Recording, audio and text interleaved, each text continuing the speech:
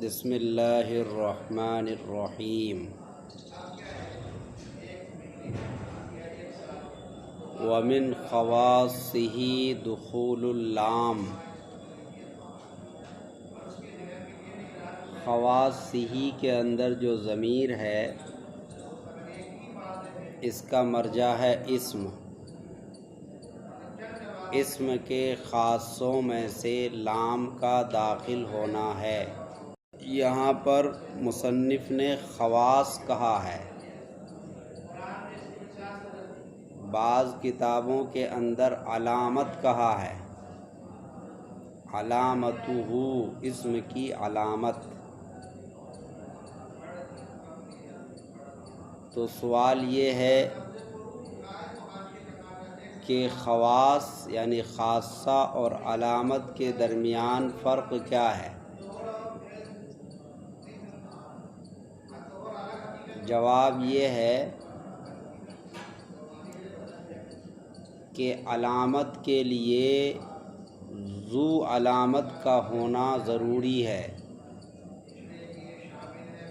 اور خاصہ کے لیے ذو خاصہ کا ہونا ضروری نہیں ہے۔ یہ بات ہدایت النحو کی ایک شرح ہے عربی میں، درایت النحو، اس کے اندر یہ بات لکھی ہے۔ خواص کے لیے ذو خاصہ کا ہونا ضروری نہیں، لیکن علامت کے لیے ذو علامت کا ہونا ضروری ہے۔ یہ فرق انہوں نے بیان کیا ہے۔ جیسے انسان مر جاتا ہے پھر بھی لوگ کہتے ہیں کہ صاحب اس آدمی کی یہ خاصیت تھی، یہ نہیں کہتے کہ اس آدمی کی یہ علامت تھی۔ تو دیکھو ذو خاصہ یعنی وہ آدمی مر گیا پھر بھی اس کی خاصیتوں کو بیان کیا جاتا ہے اور کہا جاتا ہے کہ اس کی یہ خاصیت تھی،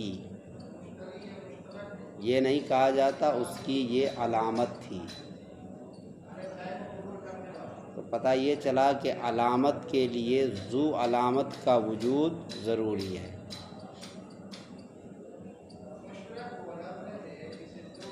اس کے بعد اعتراض یہ ہے کہ مصنف نے اسم کی تعریف کی تو تعریف کے بعد تقسیم ہونی چاہیے، کیونکہ قاعدہ اور رول یہی ہے کہ تعریف کے بعد تقسیم کا نمبر آتا ہے۔ جیسے پیچھے کلمہ کی تعریف کی، اس کے بعد تقسیم کر دی، اسم فعل حرف، سمجھ میں آئی بات؟ کلام کی تعریف کی، پھر اس کے بعد ولا یتعطی کے ذریعے اس کی تقسیم کر دی۔ تو تعریف کے بعد نمبر آتا ہے تقسیم کا، تو مصنف کو تقسیم کرنا چاہیے۔ یہ ومن خواصہ انہوں نے کیا بیان کرنا شروع کر دیا؟ تو اس کا جواب یہ ہے کہ تعریف ہوتی ہے مکمل وضاحت کے لیے۔ تعریف کیوں کی جاتی ہے؟ تاکہ معرف کی مکمل وضاحت ہو جائے، اور مکمل وضاحت جب ہوگی جب اس کے خاصوں کو بھی بیان کیا جائے گا۔ اسی لیے مصنف تعریف کے بعد خاصوں کو بیان کر رہے ہیں۔ کس کو؟ خاصوں کو۔ اس کے بعد یہ ہے کہ خواص آپ نے جمع مکسر لکھا ہے، اور جمع مکسر کا اطلاق 10 سے زائد پر ہوتا ہے۔ یطلق علی العشرۃ، 10 پر یا 10 سے زائد پر۔ تو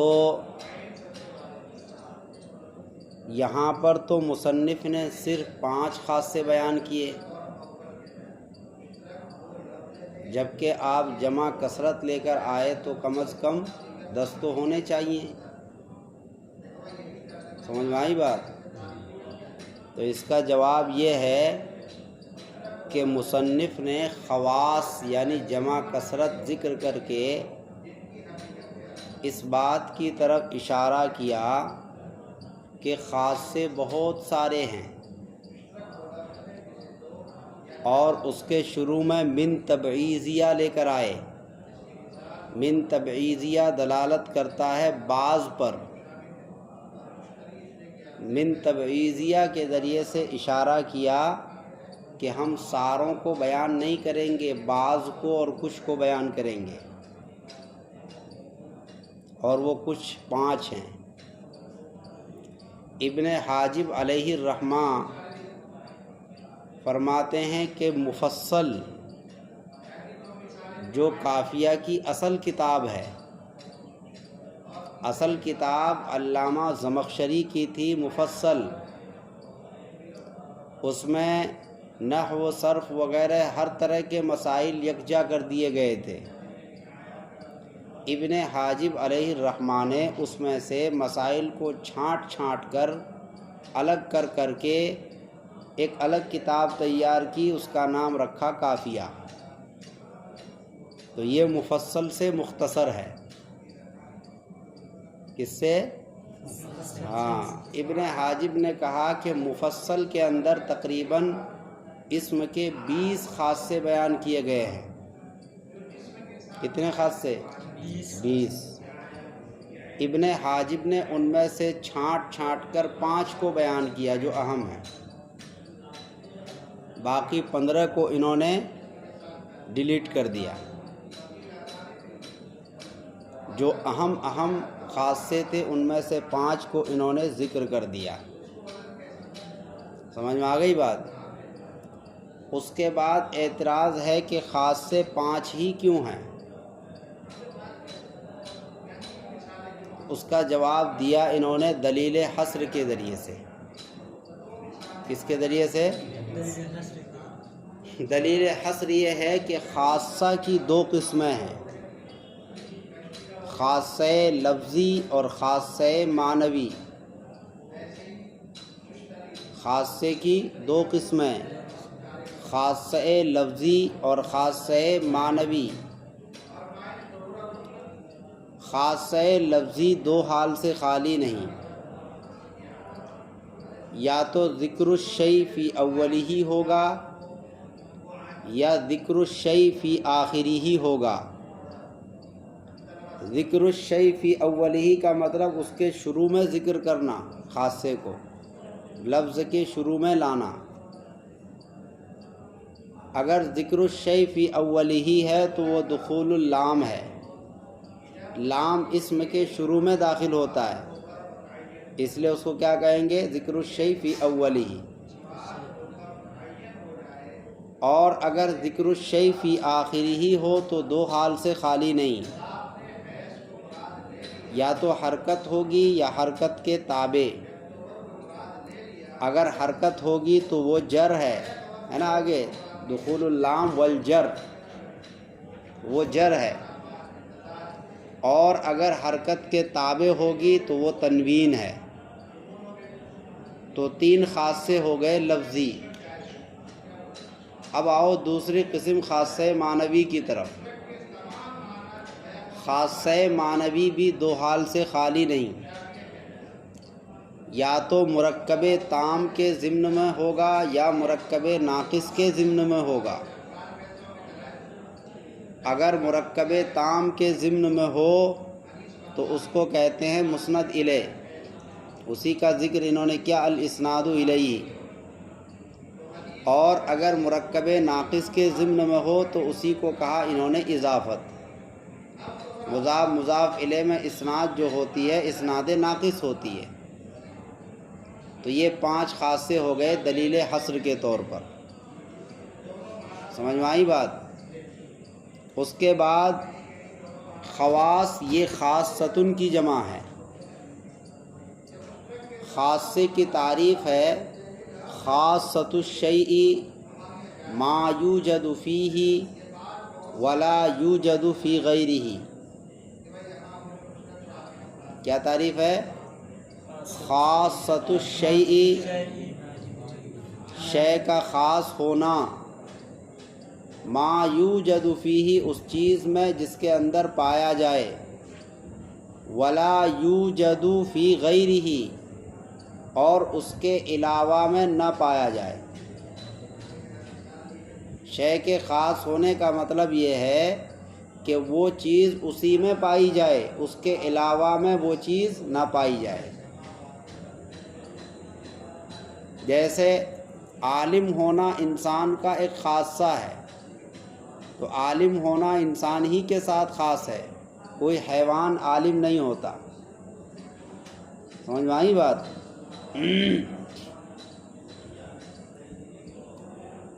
تو یہ خاصے کی تعریف ہو گئی، خاصۃ الشیء ما یوجد فیہ ولا یوجد فی غیرہ۔ یہ تعریف زبانی یاد کرنا عربی میں، سمجھ میں آ گئی بات؟ اس کے بعد اعتراض یہ ہے کہ ومن خواصہ، یہ جار مجرور سے مل کر خبر مقدم ہے، اور آگے دخول اللام مبتدا مؤخر ہے۔ قاعدہ یہ ہے کہ مبتدا پہلے آتا ہے، خبر بعد میں آتی ہے، پھر مصنف نے خبر کو مقدم کیوں کیا؟ یہ اعتراض ہے۔ اس کا جواب یہ ہے کہ اگر مصنف خبر کو مقدم نہ کرتے تو طالب علم کے اندر پریشانی لاحق ہو جاتی، وہ سمجھتا کہ یہاں سے پتہ نہیں کیا بیان کیا جا رہا ہے۔ اسی لیے مصنف نے خبر کو مقدم کر دیا تاکہ طالب علم کو پتہ چل جائے کہ یہاں سے خاصوں کو بیان کیا جا رہا ہے۔ سمجھ میں آئی بات؟ تاکہ طالب علم کو پتہ چل جائے کہ یہاں سے اسم کے خاصوں کو بیان کیا جا رہا ہے، اسی لیے خبر کو مقدم کر دیا۔ پھر اعتراض ہے کہ لام اسم کا خاصہ کیسے ہے، جبکہ لام فعل پر بھی آتا ہے، لام حرف پر بھی آتا ہے۔ سمجھ میں آئی بات؟ تو لام اسم کا خاصہ کیسے ہوا؟ خاصے کا مطلب یہ ہے کہ صرف اسی کے ساتھ خاص ہو، دوسرے میں وہ چیز نہ پائی جائے۔ تو یہ تو فعل میں بھی پایا جا رہا ہے اور یہ حرف میں بھی پایا جا رہا ہے۔ اس کا جواب یہ ہے کہ لام سے مراد ہے یہاں پر لام تعریفی۔ لام سے مراد ہے، ہاں، لام تعریفی اسم کے ساتھ خاص ہے۔ اور آپ نے جو کہا کہ فعل پر لام آتا ہے یا حرف پر، تو وہ لام تعریفی نہیں ہے، وہ لام تاکیدی ہے۔ جیسے لأفعلن، لأفعلن میں جو لام آیا، یہ لام کون سا؟ لام تاکید۔ تو ہمارا خاص کرنے کا مطلب ہے کہ لام سے مراد لام تعریفی ہے، لام تاکیدی مراد نہیں ہے۔ پھر اس کے بعد معترض اعتراض کرتا ہے کہ لام اسم کا خاصہ کیوں ہے؟ لام اسم کا خاصہ کیوں ہے؟ اس کا جواب یہ ہے کہ لام معنی مستقل پر دلالت کرتا ہے، اور اسم بھی معنی مستقل پر دلالت کرتا ہے۔ سمجھ میں آئی بات؟ لام معنی مستقل پر دلالت کرتا ہے اور معنی مطابقی پر بھی دلالت کرتا ہے۔ لام معنی مستقل کے بجائے کہو مطابقی، لام معنی مطابقی پر دلالت کرتا ہے اور اسم بھی معنی مطابقی پر دلالت کرتا ہے۔ تو چونکہ یہ بھی مطابقی پر دلالت کرتا ہے، وہ بھی، تو دونوں مساوی ہو گئے، اس لیے لام اسم کا خاصہ ہوا۔ فعل معنی مطابقی پر دلالت نہیں کرتا، فعل معنی تضمنی پر دلالت کرتا ہے. کس پر؟ معنی تضمنی پر. سمجھ میں آئی بات؟ اسی لیے لام فعل کا خاصہ نہیں، اسم کا خاصہ ہے، کیونکہ یہ دونوں معنی مطابقی پر دلالت کرتے ہیں اور حرف تو مستقل ہوتا ہی نہیں ہے. پھر معترض کہتا ہے کہ اگر لام اسم کا خاصہ ہے تو دخول کیوں لائے؟ کہہ دیتے ومن خواصہ اللام، لفظ دخول لانے کی کیا ضرورت تھی؟ سمجھ میں آئی بات؟ اگر یوں کہتے ومن خواصہ اللام، اسم کے خاصوں میں سے لام ہے، تو بھی بات سمجھ میں آ جاتی. لفظ دخول کے لانے کی یہاں پر ضرورت نہیں تھی. تو اس کا جواب یہ کہ نہیں، ضرورت ہے. اس لیے کہ لام ہے ذات. لام کیا ہے؟ ذات ہے، ذات پر دلالت کرتا ہے. اور اسم بھی ذات پر دلالت کرتا ہے. ذات کا اختصاص ذات کے ساتھ نہیں ہوگا. کوئی ذات کسی دوسری ذات کے لیے خاصہ نہیں ہو سکتی. ذات کو ذات کے ساتھ خاص نہیں کیا جا سکتا. یہ نہیں کہا جا سکتا کہ زید عمر ہی کے ساتھ ہمیشہ رہے گا. کیسے رہے گا؟ دونوں کی ذات الگ الگ ہے. سمجھ میں آئی بات؟ تو یہ بھی ذات ہے، لام بھی ذات ہے، اور اسم بھی کیا ہے؟ ذات ہے. اسم مخصوص بھی ہے، لام مخصوص ہے. لام کو خاص کیا گیا ہے. کس کے ساتھ؟ اسم کے ساتھ. تو اسم ہوا مخصوص بھی اور لام ہوا مخصوص، اور دونوں کے دونوں کیا ہیں؟ ذات. اور ذات کا اختصاص ذات کے ساتھ درست نہیں. ورنہ یہ کہنا پڑے گا کہ زید ہمیشہ عمر کے ساتھ رہے گا. کیسے رہے گا؟ دونوں الگ الگ ہے، دونوں کی ذات الگ الگ ہے. ایک دوسرے کے ساتھ کوئی خاص نہیں ہو سکتا مستقل طور پر. سمجھ میں آئی بات؟ تو پتہ یہ چلا کہ ذات کا اختصاص ذات کے ساتھ نہیں ہو سکتا. جب نہیں ہو سکتا تو دخول لے کر آئے. دخول ہے وصف. دخول کیا ہے؟ وصف ہے. داخل ہونا ایک وصف ہے. تو اب ذات کا اختصاص ہوا ذات کے ساتھ، بیچ میں دخول کو لے آئے وصف کے ذریعے سے اور اس کے واسطے سے. ذات کا اختصاص ذات کے ساتھ ہوا کیسے؟ ڈائریکٹلی نہیں بلکہ وصف کے واسطے سے. تو یہ دخول اس لیے لائے تاکہ لام کا اختصاص اسم کے ساتھ ہو جائے لفظ دخول کے واسطے سے. اب جو ہے خاص کرنا صحیح ہو جائے گا کیونکہ بیچ میں واسطہ ہو گیا دخول کا. سمجھ میں آ گئی بات؟ اس کے بعد معترض کہتا ہے کہ ایک اعتراض اور ہے. بولو بھائی کیا اعتراض ہے؟ اعتراض یہ ہے کہ دخول اللام مرکب اضافی ہے کہ نہیں؟ دخول اللام کیا ہے؟ دخول کون مضاف کون مضاف الیہ؟ قاعدہ یہ ہے کہ مضاف مضاف الیہ میں اعتبار ہوتا ہے مضاف کا. کس کا اعتبار ہوتا ہے؟ مضاف کا. اس کا مطلب یہ ہوا کہ اسم کا خاصہ دخول ہے کیونکہ اعتبار تو مضاف کا ہوتا ہے.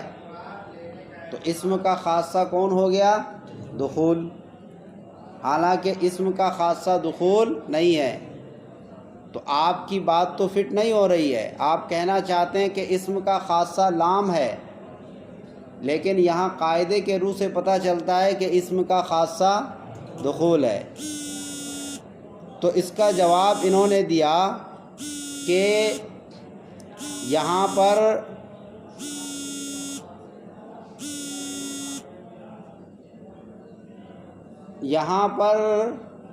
اصل عبارت محذوف ہے. عبارت ہے وَمِنْ خَوَاصِهِ اللَّامُ بِاعْتِبَارِ الدُّخُولِ. یہ اصل عبارت. اسم کے خاصوں میں سے لام ہے داخل ہونے کے اعتبار سے. سمجھ میں آئی بات؟ یہ اصل عبارت ہوگی ومن خواصہ اللام باعتبار الدخول، اسم کے خاصوں میں سے لام ہے اس کے داخل ہونے کے اعتبار سے۔ اب جو ہے عبارت صحیح ہو جائے گی اور اس کا مفہوم بھی صحیح ہو جائے گا۔ تو ومن خواصہ دخول اللام، آج صرف ان دو بات، ایک ہی بات پر بحث ہوئی، دخول لام پر۔ ابھی لام کے سلسلے میں 2-4 باتیں اور باقی ہیں، اس کے بعد پھر جر پر بحث ہوگی بس۔